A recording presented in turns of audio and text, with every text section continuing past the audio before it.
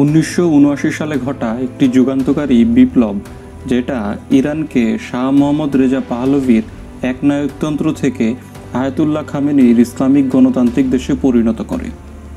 একে বলা হয় ফরাসি এবং বলশেভিক বিপ্লবের পর ইতিহাসে তৃতীয় মহান বিপ্লব। জ্ঞান চর্চার আজকের এই ভিডিওতে আমরা জানব ইরান কিভাবে ইসলামিক গণতান্ত্রিক দেশে পরিণত হলো। আপনি যদি আমাদের চ্যানেলটিতে নতুন হয়ে থাকেন তাহলে অবশ্যই সাবস্ক্রাইব এবং বেল আইকনটি ক্লিক করতে ভুলবেন না। তো চলুন ভিডিও শুরু করা যাক।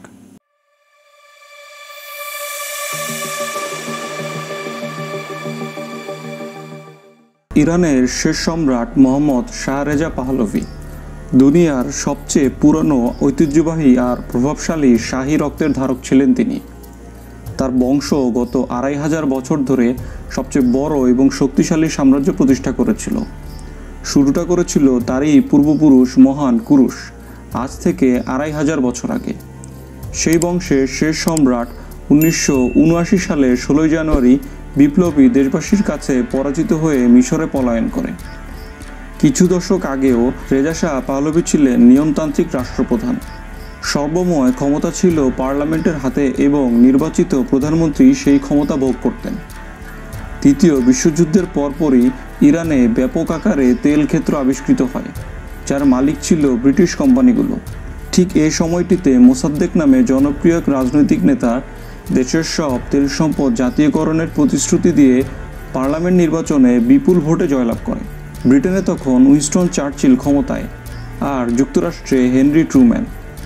মোসাদ্দেকের জয়লাভের ফলে দুই ক্ষমতাশালীর মাথায় বাজ পড়ল। শুরু হলো মোসাদ্দেককে ক্ষমতাচ্যুত করার নীল নকশা। মার্কিন গোয়েন্দা সংস্থা ও ব্রিটিশ গোয়েন্দা সংস্থা লন্ডনে বসে যৌথ পরিকল্পনা করল। প্রেসিডেন্ট থিওডোর রুজভেল্টের নাতি কার্মিট রুজভেল্ট তখন সিআইএ প্রধান। তিনি উড়ে এলেন লন্ডনে। প্রণীত হলো অপারেশন অ্যাজাক্সের নীল নকশা।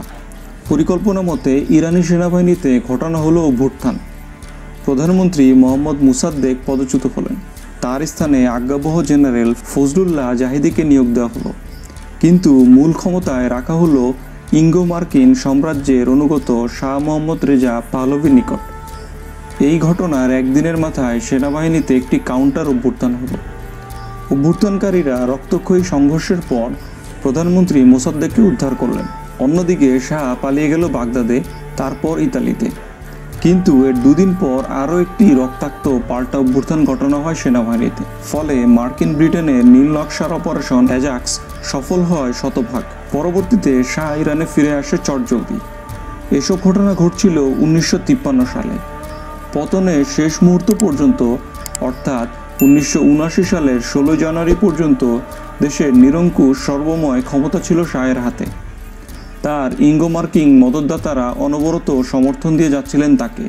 ফলে তার পুলিশ ও সেনাবাহিনী প্রতিনিয়ত রাজপথে শত শত মানুষকে গুলি করে মারছিল। আয়াতুল্লাহ খামেনি ছিলেন একজন অপরিচিত ধর্মীয় ইমাম। মুসলমানদের এই মনের কষ্ট তিনি বুঝতে পেরে শিয়াদের ধর্মীয় শহর নাজাফে একটি জনসভা আহ্বান করেন। সবাইকে অবাক করে দিয়ে লক্ষ লক্ষ লোকের সমাবেশ হয় সেখানে। শাহের সরকারের প্রথমে এই বিশাল সমাবেশকে মোটেই গুরুত্ব দিলেন না, কিন্তু পরিস্থিতি পাল্টাতে থাকলো দ্রুত। তেহরানের রাস্তায় বিক্ষুব্ধ মুসলমানেরা নেমে আসলো। সংখ্যায় ছিল তারা অগণিত। সেদিন ছিল শুক্রবার। প্রায় 60 থেকে 70 লক্ষ লোক তেহরানে জমায়েত হয়। তারিখটি ছিল 1978 সালের 8 সেপ্টেম্বর। শাহের বাহিনী বিশাল জনসমাবেশের উপর নির্বিচারে গুলি চালিয়ে অসংখ্য মানুষকে হত্যা করে। আপাতত লোকজন ছত্রভঙ্গ হয়ে যায়, কিন্তু দিবসটিকে ইরানের ইতিহাসে কুখ্যাত ব্ল্যাক ফ্রাইডে নামে চিহ্নিত করা হয়। ব্ল্যাক ফ্রাইডের পর তেহরানে মার্কিন দূতাবাসে কর্মরত সিআইএর এজেন্ট ওয়াশিংটন ডিসিতে সিআইএর হেডকোয়ার্টারে রিপোর্ট করেন যে 8 সেপ্টেম্বরের ঘটনার পর শাহের শাসন ক্ষমতা এতটাই সুদৃঢ় হয়েছে যে আগামী 10 বছরে বিরোধী পক্ষ মাথা তুলে দাঁড়াতে পারবে না। অথচ এর মাত্র 3 মাসের কিছু সময়ের পর, অর্থাৎ 16 জানুয়ারি 1979 সালে মাত্র একদিনের গণ অভ্যুত্থানে শাহের পতন হয়। পরিবার পরিজন নিয়ে শাহ দেশ থেকে পালিয়ে যান। তার দীর্ঘদিনের মিত্র মার্কিন যুক্তরাষ্ট্র ও ব্রিটেন তাকে আশ্রয় দিতে অস্বীকার করে। তিনি প্রথমে ইতালি যান, কিন্তু ইতালি তাকে অসম্মানজনকভাবে বিদায় করে দেয়। এরপর তার বিমান উড়াল দিল পানামায়। সেখানকার সরকারও গ্রহণ করল না তাকে। অনেক দিন দরবার ও অনুনয় বিনয় করার পর মিশর তাকে সাময়িকভাবে সেই দেশে ঢোকার অনুমতি দিয়েছিল, কিন্তু সেটি ছিল একটি কারণে। প্রেসিডেন্ট আনোয়ার সাদাতকে বোঝানো হলো যে শাহের প্রথম স্ত্রী ফৌজিয়া ছিলেন মিশরের প্রয়াত এবং ক্ষমতাচ্যুত বাদশাহ ফারুকের বোন। এই রাজপরিবারের প্রতি তখনও মিশরের জনগণের বেশ সহানুভূতি অবশিষ্ট ছিল। কাজেই মিশরের রাজকন্যার স্বামী ভিক্ষুকের মতো দেশে দেশে ঘুরে বেড়াবে, সেটা মিশরবাসীর জন্য হয়তো অস্বস্তিকর হয়েছিল।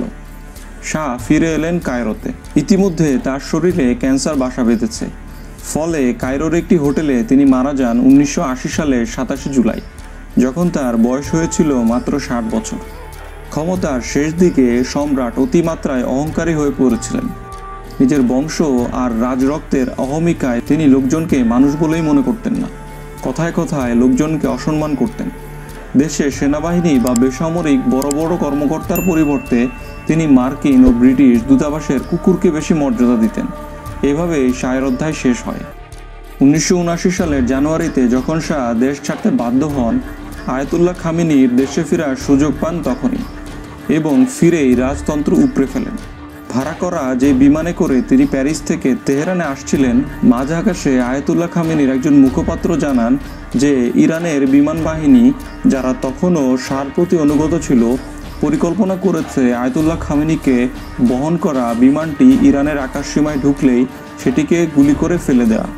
সে কথা শুনে বিমানে থাকা বিদেশি সাংবাদিকরা উদ্বিগ্ন হয়ে পড়েন। কিন্তু বিমানটিতে আয়াতুল্লাহ খামেনির বিপ্লবী যেসব সঙ্গী ছিলেন তারা হাততালি দিতে শুরু করেন। কেউ কেউ আবেগে কাঁদতে শুরু করেন। তাদের বক্তব্য ছিল শহীদ হয়ে যাওয়ার সুযোগ তারা পেয়েছেন। ইসলামিক প্রজাতন্ত্রের প্রতিষ্ঠাতা বিমানের প্রথম শ্রেণীতে বসেছিলেন। সাংবাদিকরা তার কাছে গেলেন, কিন্তু তিনি সাংবাদিকদের দিকে নজর না দিয়ে জানালার দিকে তাকিয়েছিলেন। একজন সাংবাদিক তাকে প্রশ্ন করলেন, এতদিন নির্বাসনে থাকার পর দেশে ফিরতে তার কেমন লাগছে? আয়াতুল্লাহ খামেনি তাতে উত্তর দেন, কিছুই মনে হচ্ছে না। বিমানটিকে গুলি করা হয়নি, কিন্তু বিমানবন্দর কর্তৃপক্ষের সাথে দীর্ঘ দেন দরবার চলতে থাকার কারণে বিমানটি বেশ কিছুক্ষণ ধরে তেহরানের আকাশে চক্কর খেয়েছিল।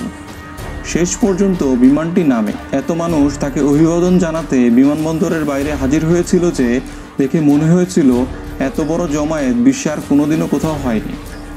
পরবর্তীকালে খামেনির নেতৃত্বে ইরান আধুনিক ইসলামিক শক্তিধর দেশ হিসেবে আত্মপ্রকাশ করে।